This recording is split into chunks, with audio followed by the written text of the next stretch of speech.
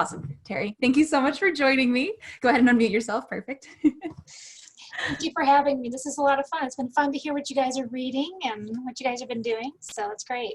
Yeah. Well, I'm definitely going to find out what you have been reading, watching, and listening to, but let's first get to know you a little bit. Can you tell us a little bit about yourself and how you started writing? Yeah, I didn't take the usual route. I actually grew up hating reading. I didn't know I was dyslexic, and so it was just hard to read.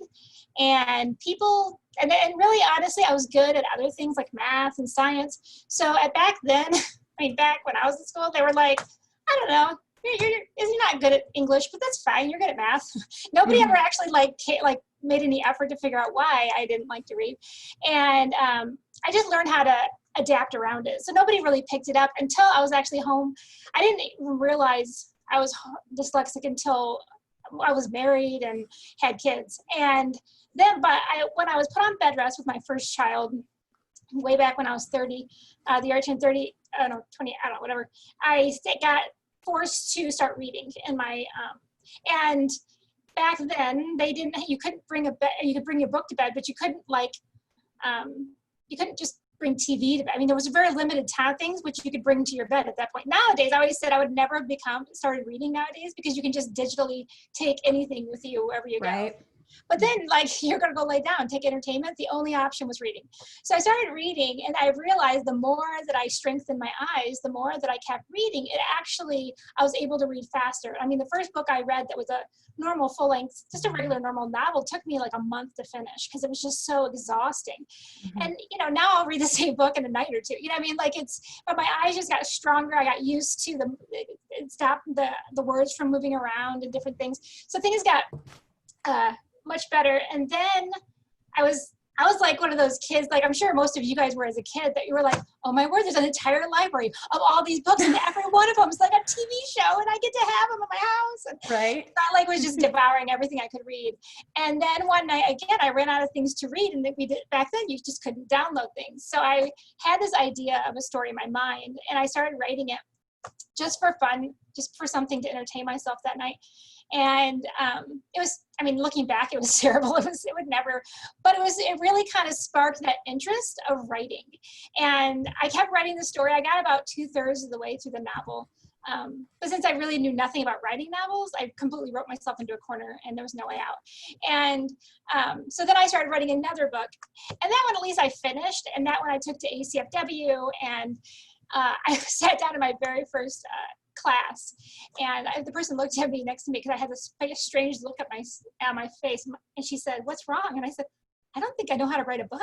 And I had this book ready to pitch, but the reality is, I knew nothing of all these things they were talking about. Goals? My characters need goals? You mean they just can't wander through life experiences? Right. And so yeah, I ended up joining my book therapy. It's been a huge, a long journey, but just so fun along the way to see how, God's been using what I would consider one of my least skills, yet I just really enjoy diving into writing. And it's become because as much as I never read and I didn't write, I now spent a lot of my childhood daydreaming stories up in my head and creating things. And so it wasn't a huge jump to start putting it down on paper. It just kind of naturally got that way. What were some of the things you were daydreaming about, like some of the stories? They were always romance. Let's figure out how I can make this meet cute work out. Or I can't remember them all now, but it was always I'd be bored in class and I'm like, that boy's cute. I'm going to have I bet if we met, windsurfing, I don't windsurf, but we'd have to rescue, it just these elaborate stories but mine always revolved around romance. It was some girl meeting some boy, and that's where I loved it. Yeah. Well, there's always such we always talk about the power of romance in our book clubs and how it helps stories and characters really express themselves. And it's not just about the love because it's two people falling in love with each other, but it's also them being able to open themselves up to love outside of that. And I think that that's such a fun thing to explore in storytelling. Yeah, absolutely. Yeah. And I think also I think we learn so much about ourselves when we fall in love through that other person. And so I think that's fun to do with the characters. It helped them really kind of discover some of their, lies that they really actually believe about themselves, that the person can speak truth into their life and be like, that's not true. Right. So, Having someone to always check you on things. right. Well, and so I read on your website that it's been a 12-year journey for you of the writing, of figuring out, where your voice was perfect for and where it wasn't. Can you talk a little bit about like how you settled upon contemporary small town as sort of the stories that you wanted, this first batch of stories that you were going to tell? Yeah, I settled on contemporary versus historical, mainly because I was very intimidated by the research of historical. And I don't like it when they get things wrong. And part of me also, in some historicals, they'll just make it so modern that you're like, this isn't really historical. This is just modern back with fancy dresses.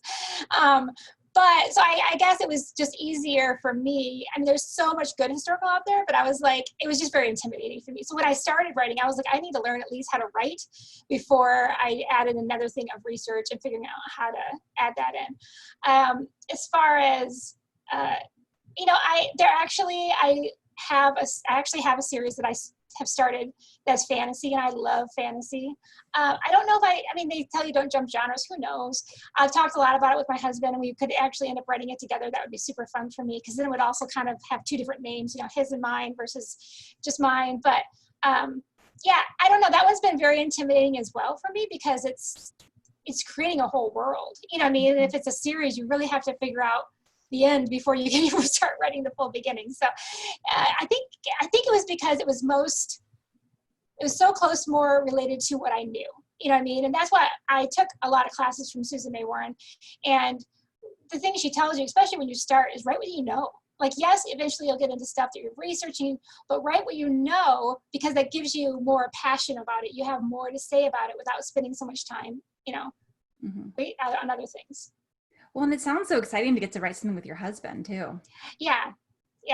Although the one thing is sometimes when he doesn't feel, I'm like, hey, you want to work on the book tonight? And he's like, I'm tired. I'm like, but you got to get your butt in the chair, dude. And he's like, now he's already worried. He's already worrying about that creative muse just to strike him at the right time.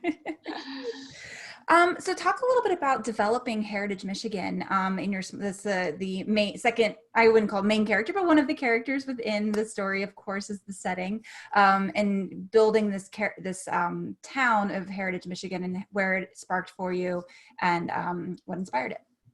Yeah, I grew up in a small town in Michigan, and so I've always loved small town. I also am very drawn to small town stories, and I love the Gilmore Girls. You guys remember, like, I love Heart of Dixie. I love all these stories that I just love, that those cross relationships. Right now I live just outside of Phoenix, and it's a very busy, and I've been here 15 years and can count on my one hand how many times I've run into somebody I know at the store. I know people, it's just there's so many people, and it's just you just don't run into people.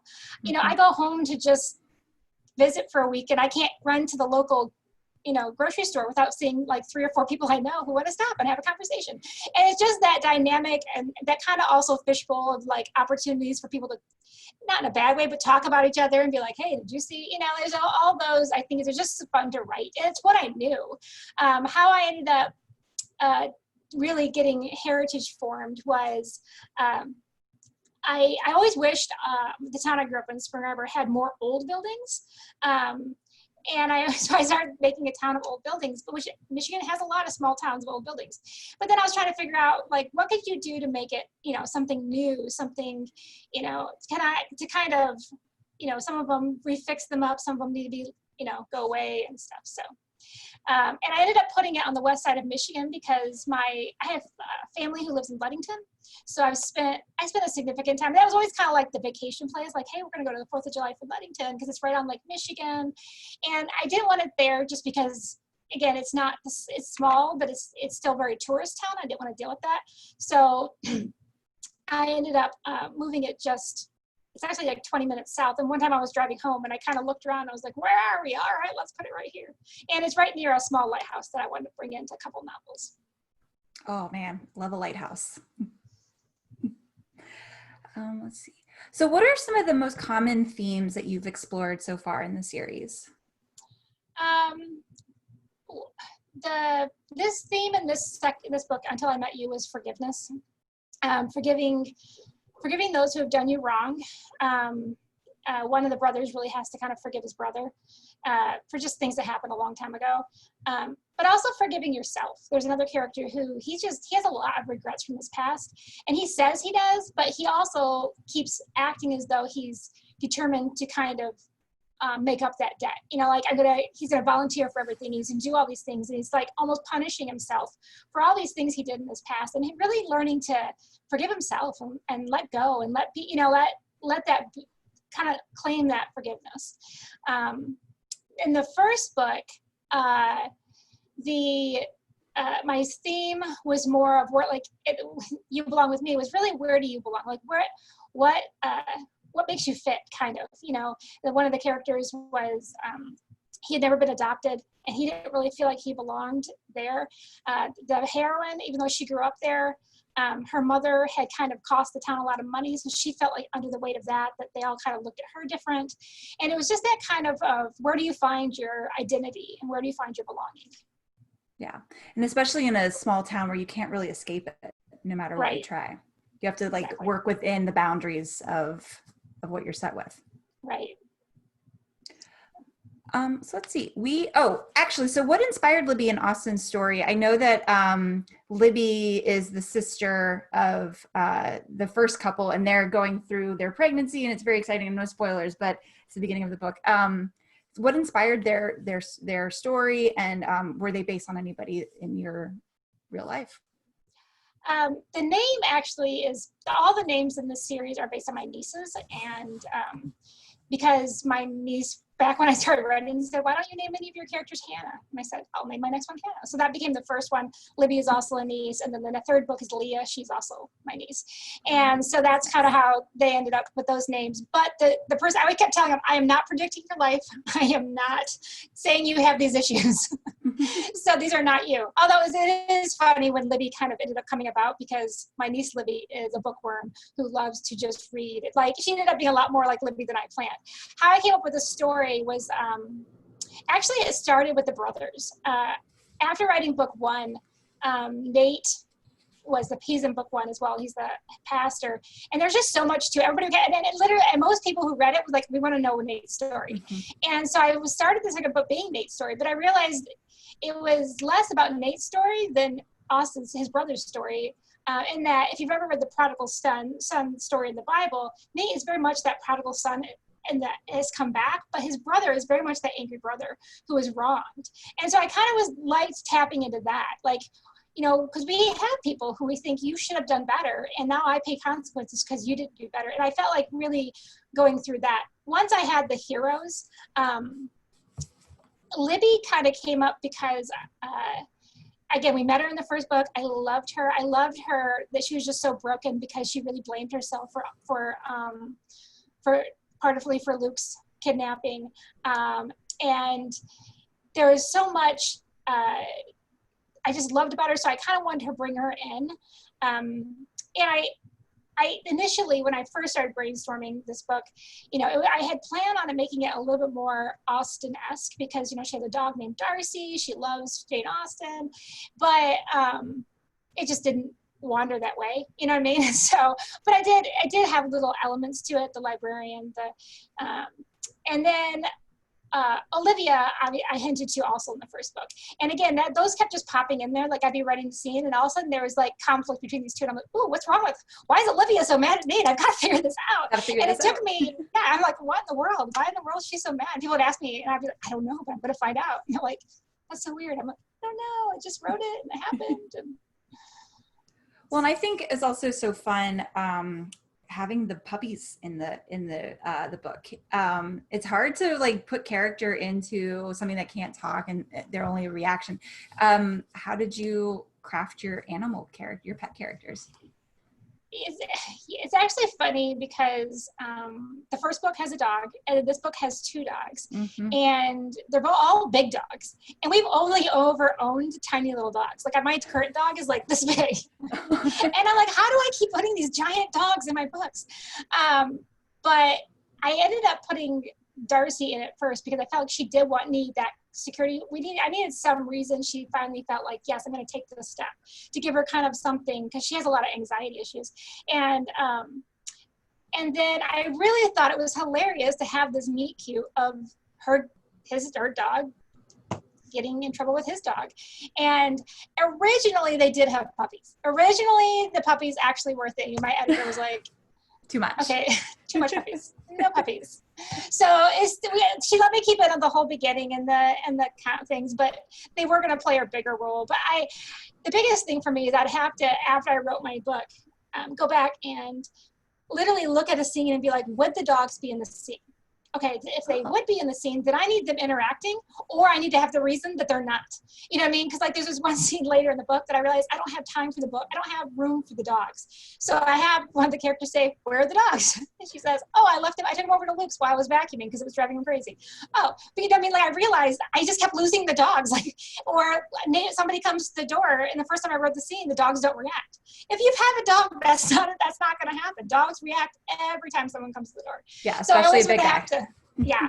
So I always would have to like go back and be like, okay, where can I put the dogs? How would they react? What are they going to do? So I will say though, I took a break, and my next book I turned in does not have any dogs. Oh, okay.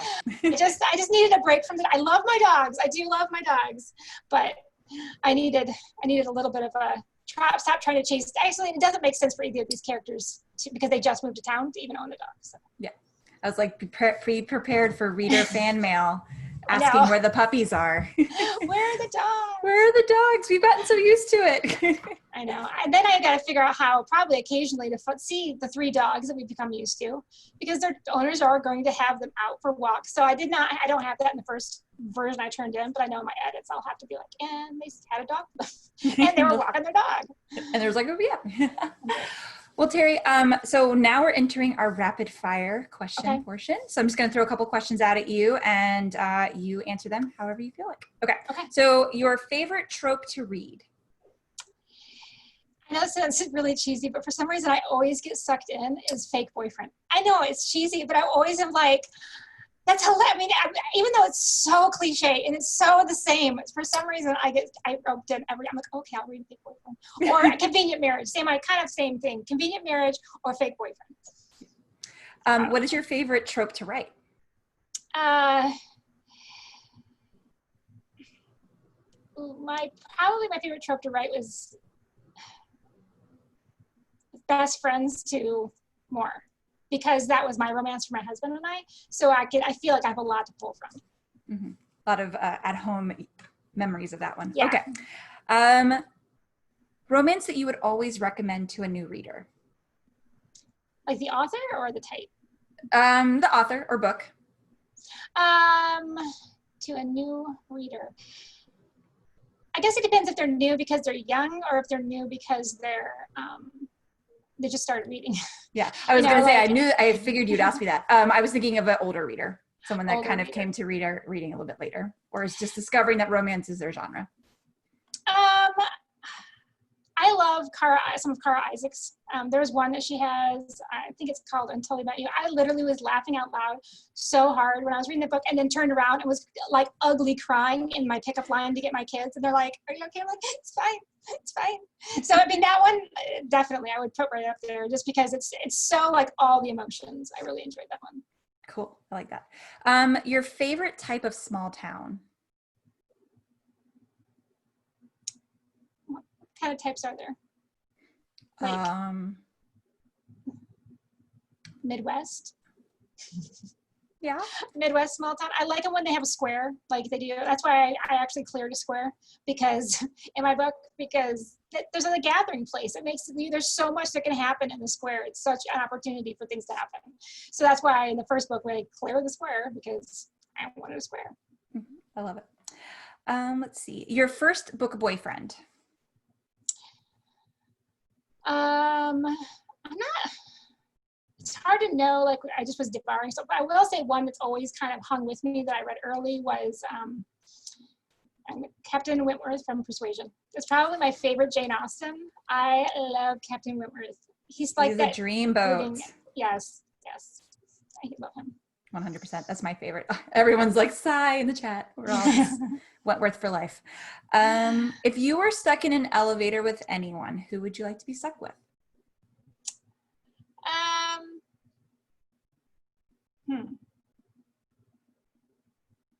That's a hard question. How long are we stuck in the elevator? Because if it's a really long time, I'd probably just hate my husband.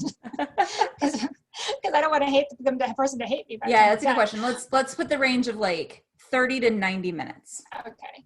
I probably would love to, like Debbie Maycomer. I would love. I mean, I've gotten to meet her, but I'm like, you're a fascinating hero of my life. I mean, like she literally just built her, and I know how her story starts, but I would just like to just tap her brain and be like, tell me something, tell me what I should do. Yeah, get all those details. It's the best time to get them is when they're stuck in an elevator, nothing else to talk That's about. right. That's right. Okay, so oh right, we would like to know what you are watching, reading, and listening to. I am currently, well, I'm not actually reading anything right now because I'm trying to write my Christmas novella. And if I'm trying to get my, like the Christmas, like anytime I read another book, I find myself like, I want to read, I don't want to write, but I need to get it done because it's Christmas is in a few months. And so I really put books aside while I'm trying to get that done. What I'm watching is actually, I think I like it, but I don't know. It's such a weird show on Netflix. It's called The Umbrella Academy. And it's just so bizarre. But I've been watching it with my teenage son, and we're just like half the time, you know, like, oh my word, what's going on? So we're halfway through the second season. I don't know if they're going to have a third.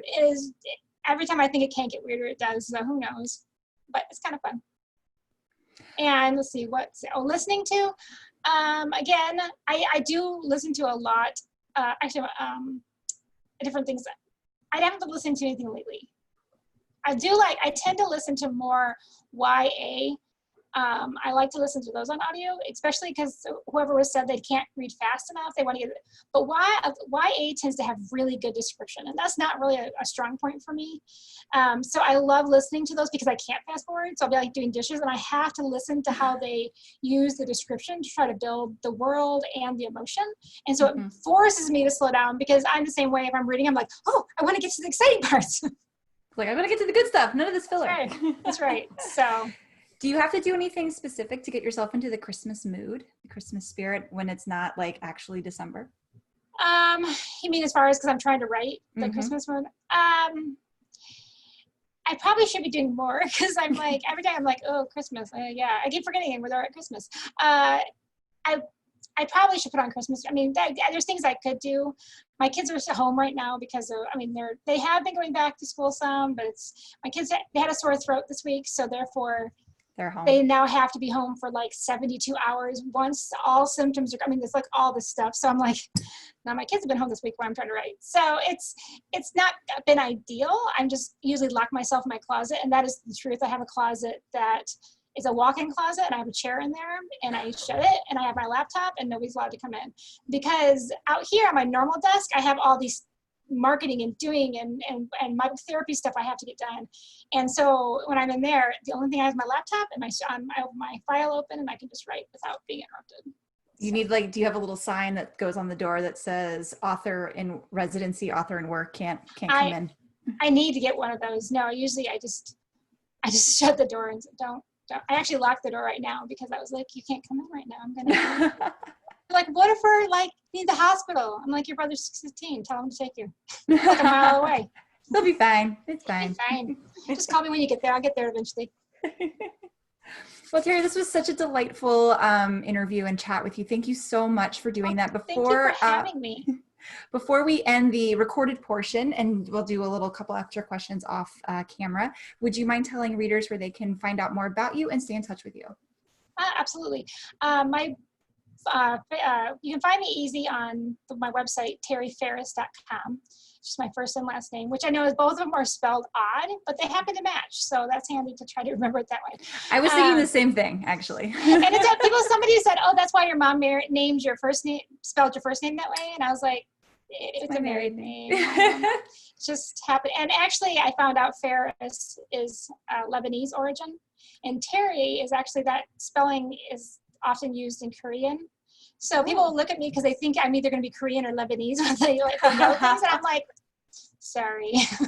No. So so yeah, TariFaris.com. You can find out a lot about my stuff there. It has links there to my Facebook, Instagram, and Twitter. I will say though, I'm not a Twitterer. I do get on there and post some things, but I don't browse. I just never kind of, but I do more with Instagram. I do more with Facebook. I actually have a private Facebook group called Otis Fan Club. If you sign up for my newsletter, it sends you a link in one of the first emails that you can, just because it's just more of a people who actually like my books and not just anybody. And you can email me. It's easier to email me at Tari@TariFaris.com with any specific questions. There is a contact on my website, but I've just realized that's not actually coming to my email. It's just going to cyberspace. So I've got to go find all those. I'm like, great, people think they've been emailing me, and I'm like, I don't know.